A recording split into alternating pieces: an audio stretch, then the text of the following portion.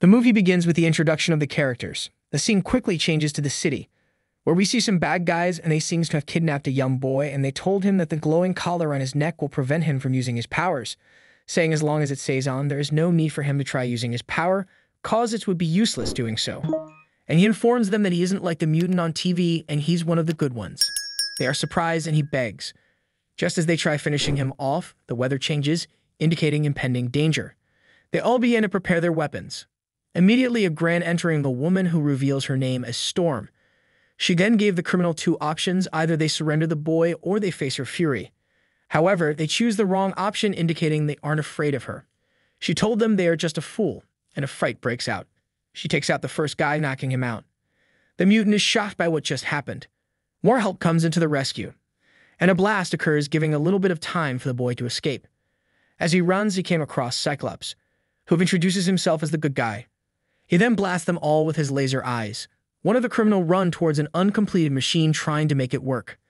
He then uses it to blast Cyclops. They trap Cyclops as he runs. They then went on to take his visor, which wasn't a good idea as his eyes blast them all. The scene switches to a guy's complaining about things going wrong from the mission. We then see the little boy in his room, and he doesn't seem to know where he is. Hank McCoy then approached him and introduced himself as Beast. He then went on to introduce Jubilee, a young girl. She told him she understands him as he just woke up next to a blue big dude, which Beast told her shame on her. However, they are of the opinion that the little boy is a time traveler. Just then we see Cyclops and Storm coming into the room.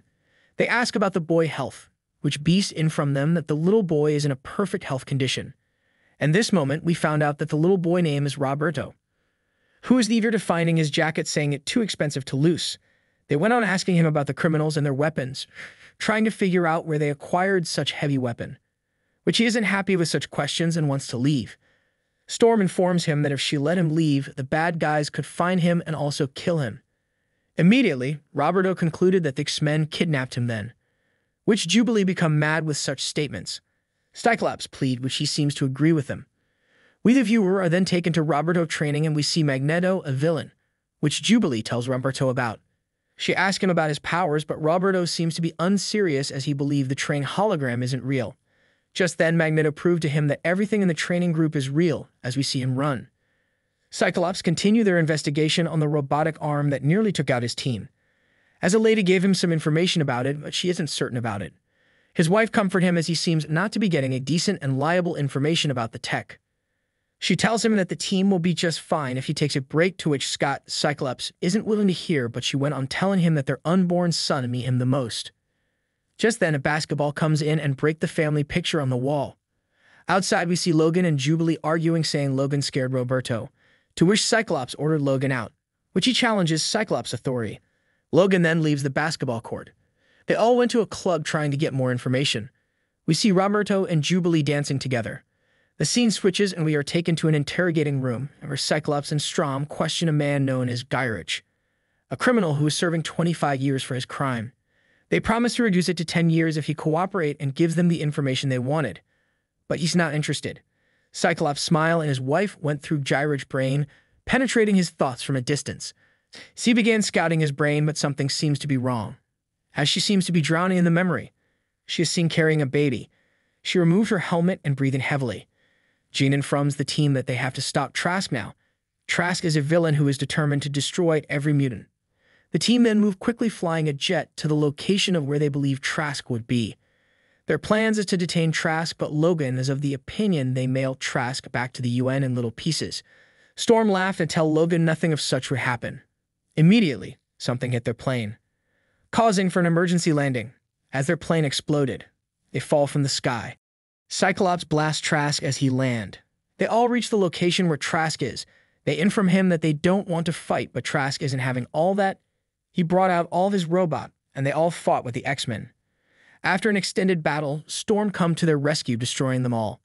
Trask is arrested by the UN, and a lady called Dr. Cooper praises their efforts, to which Cyclops told her it was a team effort. Roberto is happy that he could go home, but Jubilee tries to convince him to stay at the school, telling Roberto that the school is not just a school but a home and they are all family. Just then, Roberto shows and reveals his power. She is amazed. But Roberto said he does not want to be himself, let alone an Xmen. He gave her his card, telling her to show up and they might just fly his jet. She smiles as he leaves. The next scene, they train and Cyclops apologizes for his hash treatment. Just then, an alarm rings and they head straight inside their professor office. We then see Magneto in their home. He gave him a book, looks like the professor will, saying everything their late professor left behind is all his, and the episode comes to an end. Episode 2 of X-Men 97 begins where we see a rescue team trying to save a little girl from a roller coaster. It seems to be dangling around, but Magneto came to save them. Cyclops watches this on the news and he's disappointed with the recent occurrence, believing the professor didn't trust him. The criminals from episode 1 are seen kidnapping more mutant. But then again, Magneto rescues them. He promised a child that he shall never be afraid again. At the school, the X-Men complained, but just then, Magneto comes in and informs them about his plan. He's of the opinion that he came for a goodwill and deed. But Cyclops doesn't believe him and asks his wife to scan his thoughts, but she refuses. Cyclops becomes angry. His wife told him to relax, and this was what the professor wanted. Storm reminds him that he, Magneto, has been their strongest enemy for years, and him just changing out of the blue seems fishy. To which he insists he's of a good intention, and he asks for their trust. The scene switches to Jean and Storm in a room. She talks about her husband Scott, Cyclops. Then later is Storm for a favor as she tells her about a secret, saying she's afraid of her unborn child being a mutant. Like, how can she tell her son about what being a mutant entails? Example, he must always be on guard, or if not, he's kidnapped and killed. Storm advises her and also comfort her by telling her she sounds more like a mother, which is normal. We are taken to Magneto in the office. He chatted with a fellow teammate about the late professor, informing her of how they were both longtime friends, and he will honor his friend's last wish. Just then, multiple chopper comes in their building and they are armed. The lady from episode 1, Cooper, then demanded for Magneto, which he isn't giving himself up easily without putting on the fight. He then uses his power to turn on the chopper, then controlling it. However, he surrendered himself to prove to them he's a changed man. We watch him in court for his trial. People protest. We see a van just outside the protest ground. A group of gang are inside putting on masks and they go in for Magneto's head. The scene switches to the court, and Magneto is stripped with a neck collar which prevents him from using his powers. He narrates his story. Everyone from the city watch. He informs them on how the so-called authority and government build a technology and robot that hunt them, collars to limit and chain their powers. He justified his actions, but they question him the more. Just then they receive an information about some guys entering the building and breaching their perimeter. The X-Men prepares. At home, Jean, Cyclops' wife, informed Logan that she's in labor. They both drive and rush to the hospital. At the court's hearing, protesters became furious and violent. A guy comes in calling himself Executional. A fight breaks out. Cyclops fight him with his lasers. After an extended battle, the Executional beats Cyclops. Just as he's about to finish him off, a lady comes in and she shape-shift punching him. Cyclops ran to the hospital, but the doctor doesn't want to operate on her. Rogue then took all the information from the doctor and started the operation. At the court, Magneto seemed to be free from that neck collar and proceeded to fighting. Storm blows them with thunder lightning as she became angry. Meanwhile, the Executional comes in with a sniper aiming his weapon at Magneto, who was unaware of that.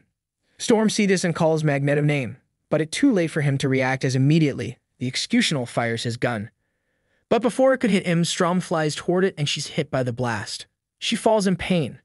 The Executional runs, but an angry Magneto grabbed him. Storm tried her powers, but she can feel anything, meaning she might have just lost her powers. She cried. The UN leader begged Magneto, saying this is not what they wanted, but is furious. He then went on to destroy the whole place, carrying the Executional with him to the sky and other judges.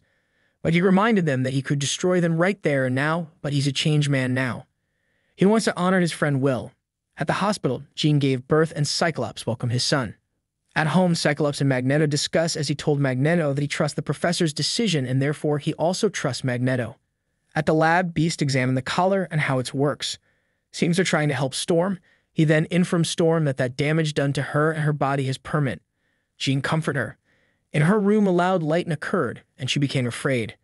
She left a letter to Jean about her leaving the X-Men, and saying they are no longer connected. As the X-Men read the letter, they cried. At the door, someone knocked, and we see Jane falling in pain, demanding for the X-Men.